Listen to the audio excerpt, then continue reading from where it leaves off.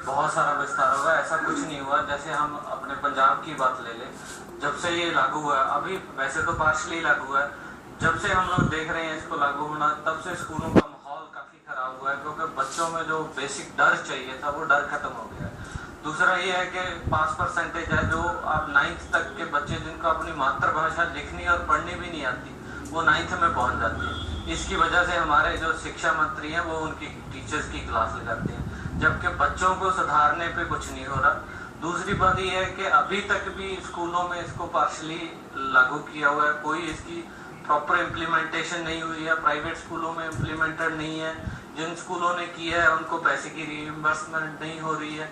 Moreover इसको मतलब अगर हम लोग देखें कि बेसिकली तो हमें अपना बुनियादी ढांचे में तब्दीलियां लाने की जरूरत है, ना कि राइट टू एजुकेशन दे दिया। हमारे बहुत सारे अभी मौलिक अधिकार और भी हैं, लेकिन सबको प्रॉपरली इम्प्लीमेंट किया जाना बहुत ज़्यादा जरूरी है। जैसे हम लोग एक छोटी सी एग्जांपल लगा लेते हैं कि बच्चों को 6 ऑनवर्ड किताबें दी जाती हैं सरकार की तरफ से, वो लगातार 2, 3, 4 साल चलती हैं, लेकिन उसकी बजाय हर साल वो नई किताबें नए बच्चों को दी जाती हैं, वो किताबें फट जाती हैं, दूसरे साल काम नहीं आती, उनकी रिसाइकलिंग नहीं हो पाती।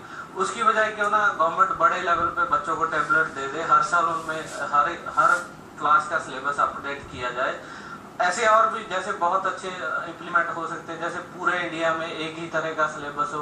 पंजाब की अगर हम लोग बात करते हैं, जैसे पंजाब का भी सिलेबस देखोगे तो जो पंजाब की जो वीर गाथाएं हैं, जैसे बंदा बहादुर है, भगत सिंह है, सभी कक्षाओं में तकरीबन एक चैप्टर है, जिससे बच्चे अपने बेसिक कल्चर को भी भूल रहे हैं। दूसरा, स्कूलों में बच्चों का डर निकलने से अध्यापक की प्रतिष्ठा में कमी हुई है। बच्चे अध्यापक का जो, जैसे हम लोग हैं, अध्यापकों को अभी भी दूर से देख के डर लगता है कि भाई हमारे अध्यापक है, कोई गलत काम ना करे, वो जो भावना है वो बच्चों में खत्म हो रही है। और रही बात ये कि अगर हम लोग इसको कंपैरिजन चाइना से करने लग जाए, तो भारत में तो अभी राइट टू एजुकेशन दिया, अभी राइट टू वर्क वाला कल्चर तो दिया ही नहीं है। बच्चे अगर दिए हैं तो पढ़ाई में काम की उनको शिक्षा ही नहीं दी जा रही। जो हम लोग बार बार बोल रहे हैं कि स्किल्स डेवलपमेंट करनी है, स्किल्स करनी है, लेकिन वो स्किल्स क्या होंगी, कौन से लेवल से शुरू होंगी, इस पे अभी कोई विचार नहीं कर रहा। जैसे मैं आपको एक चाइना की छोटी सी एग्जांपल दूं, बच्चों को एक रिम के साथ एक मशीन फिट कर दी जाती है। जब वो स्कूल जाते हैं तो ऑटोमेटिकली वो रिम जब घूमता है तो उसमें से कीलें बननी शुरू हो जाती हैं। तो बच्चे जितना भी टाइम साइकिल चलाते हैं, वो कीलें जितनी बनती है उनको देख के वो अपनी पॉकेट मनी, अपनी एजुकेशन पे जा सकते हैं। जैसे भारत में छुट्टियों में बच्चों के लिए कोई स्किल का काम नहीं होता, हमेशा बच्चे वेले गलियों में दड़ंगे ही लगाते हैं।